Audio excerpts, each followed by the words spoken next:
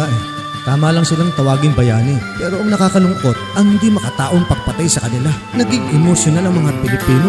Kaya yun, maraming Pilipino sa iba't ibang lugar ng bansa ang nagpipigil-pigil para pigilan ang karahasan. Siyempre, ang gusto nila, palaparan. Paano na ngayon ang negosasyon? Vigil, vigil.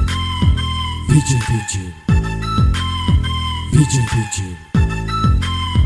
Vigil, vigil.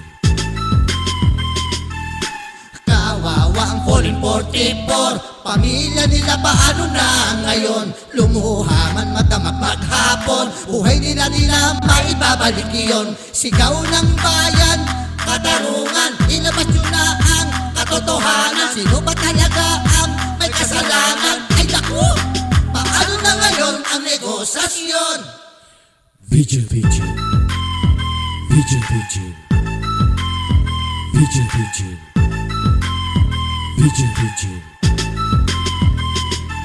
Sana'y di na umalis si Pope Francis nang ang mga Pinoy ay laging peace. Kay daming kawatan nakaiinis, ang pistok ay laging nagpimintis. Pinoy ka pa Pinoy ang naglalaban, tayo hindi naman magkakalaban. Nasaan na ba ang kapayapaan?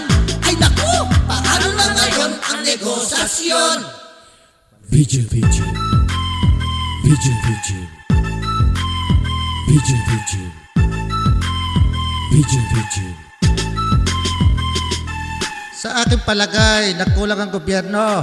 Kaya dapat lang managot ang may kasalanan. Aba, ako'y di nagkulang. Nagbigay pa nga ako ng tig-100,000 sa bawat biktima. Pero di ko pinagabang. Ayibig lang ako. Ikaw, nagbigay ka ba? Ako ba?